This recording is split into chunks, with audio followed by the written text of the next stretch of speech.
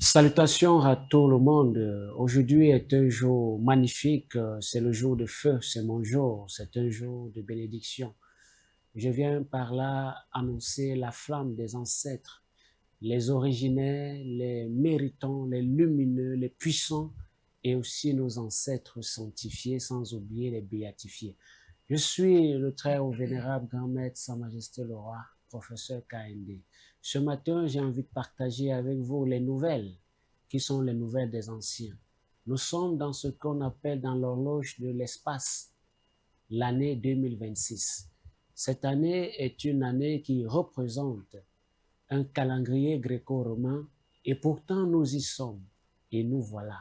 Alors, de manière numérologique, en utilisant les mathématiques sacrées, je vais tenter de percer l'abcès ce matin.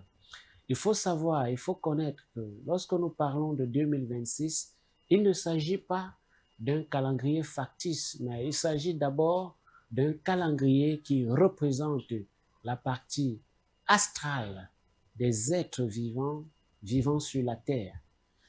Vous allez remarquer qu'il y en a plusieurs calendriers.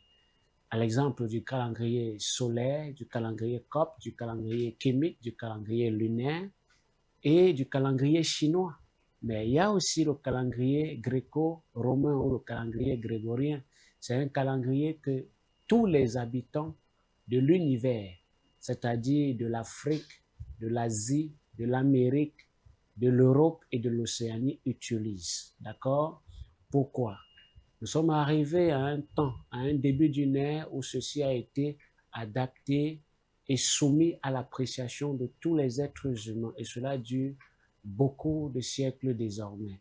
Mais si je viens aujourd'hui vous parler de 2026, c'est d'abord vous apporter la singularité spirituelle de cette année. Il faut donc que je commence par le tout début. Bonne année à tout le monde. Voilà, quand c'est dit comme ça, vous êtes content. Alors, 2026, ça veut dire 2 plus 2 plus 0 plus 6. D'accord?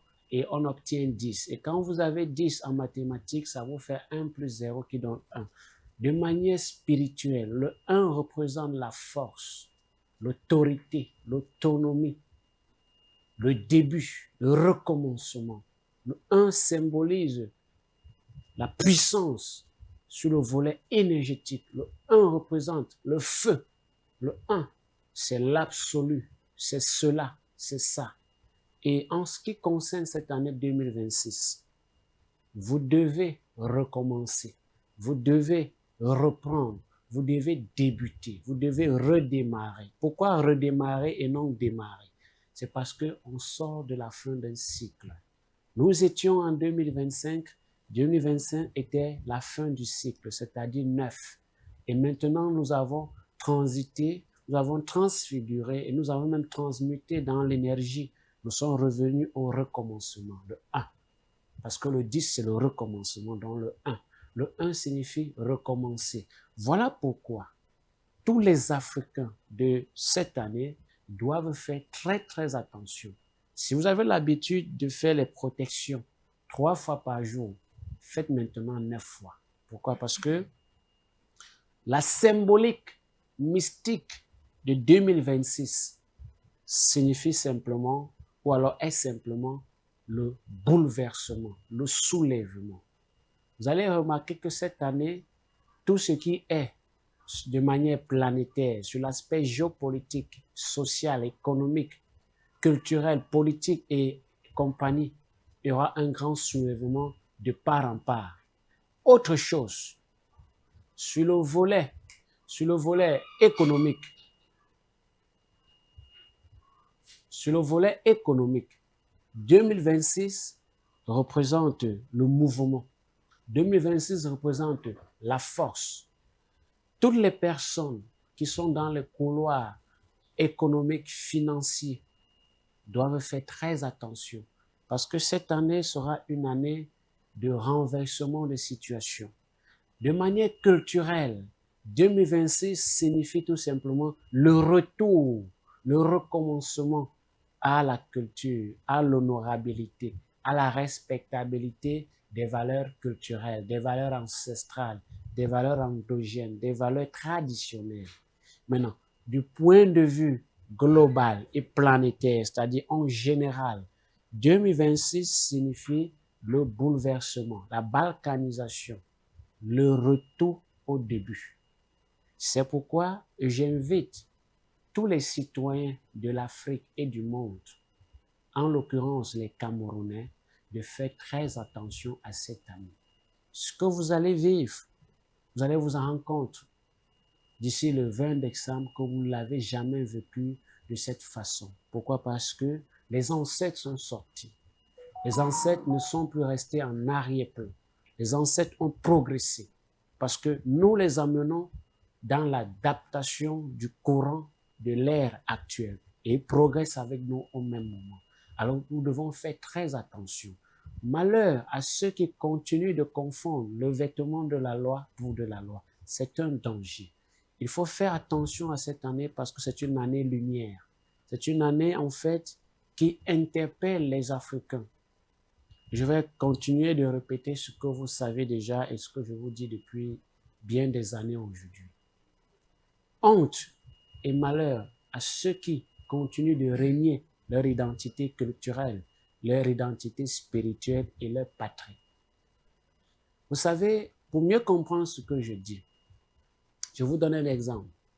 Vous avez un individu qui va en France, il va au Mali, il va au Sénégal, il va en Égypte, il va en Angleterre, il va en Espagne, en Italie. Quand il arrive dans ce pays, il demande l'asile politique. Ça veut dire il renie sa patrie. Quand vous le faites, vous venez de porter la malédiction sur 16 générations. Parce que un être humain normal ne doit jamais renier sa patrie. C'est vrai, les conditions de vie pour certains peuvent être d'emblée négatives, d'accord? Mais il est très malheureux, il est très malhonnête du point de vue identitaire, du point de vue spirituel, patrimonial, culturel et compagnie, de régner vos ancêtres. Quand vous régnez votre patrie, vous avez perdu tout. C'est pourquoi c'est hyper dangereux. Vous allez voir que pratiquement 95% de la diaspora, ils ont pu avoir des millions d'euros, des millions de dollars, mais ils n'ont pas la paix. Ils n'ont pas l'évolution telle qu'ils l'ont conçue, telle qu'ils le veulent, parce que de prime abord, ils ont renié leur identité, ils ont renié leur patrie. Certes, c'était dans une possibilité, dans une perspective de pouvoir trouver un juste milieu, mais seulement sur le plan spirituel, ils ont amassé des malédictions pour 16 générations à venir. Ça veut dire que leurs descendants vont souffrir 16 générations. Vous comprenez ce que je dis? C'est cela en fait. Voilà comment nous faisons des choses sans en mesurer les conséquences lointaines, les conséquences sur le long terme. Et après, quand il y a du danger qui arrive, du malheur, on commence à se plaindre et ça devient hyper conséquent, hyper dangereux. Je vous donne un autre exemple. Je vais dire ici aujourd'hui des choses que vous n'aimez pas entendre. Allons dans l'aspect du sport. Vous savez, vous connaissez bien le Camerounais Mbappé. Vous vous souvenez qu'en 2022, il a dit qu'il n'était pas Camerounais. Vous savez ça.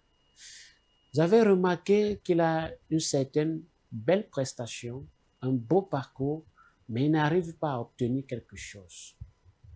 Il est même venu au Cameroun en fin d'année 2023 pour tenter d'enlever, de faire disparaître, c'est-à-dire de retirer ce mauvais sort. Mais jusqu'à aujourd'hui, ça ne va pas marcher. Et je vous mets encore à défi. Vous allez observer. Quelqu'un m'a demandé, m'a dit il y a quelques semaines que son vœu le plus cher, ça c'était quelqu'un des domaines culturels, lorsqu'il était ici en 2023, disait-il, c'était la Ligue des Champions. Je lui ai dit, il vous a trompé. Il ne vous a pas dit clairement et vous n'avez pas su voir entre les lignes. Parce que la mystique, ce n'est pas pour tout le monde. Son vœu le plus cher pour ce joueur, et quand je parle, vous comprenez, et ceux qui sont avec lui savent bien ce que je dis, et lui-même le sait, c'est de remporter ce qu'on appelle la prestigieuse honorification chez un joueur, le ballon d'or. La Ligue des Champions, ça vient après. Mais il ne va pas remporter cela s'il ne s'arrime pas avec ses valeurs coutumières. Il est venu au pays, il n'a pas fait ce nombre de choses. Et c'est devenu hyper délicat pour lui. Hyper délicat. On ne renie pas sa terre natale, sa terre patrie. Et les ancêtres en sont fâchés. Il va beau marquer 1000 buts. Mais tant qu'il n'a pas fait ce qu'il faut, écoutez bien ce que je dis. Les enseignements que je vous transmets, les messages que je vous donne, ce sont les messages qui ne viennent pas de cette forme humaine. Vous comprenez? Tant qu'il n'aura pas fait, c'est-à-dire quand il n'aura pas levé ce sort, il va faire tous les efforts possibles. Il va passer à côté. Nous sommes là, non? Je vais vous revenir encore en début de saison prochaine.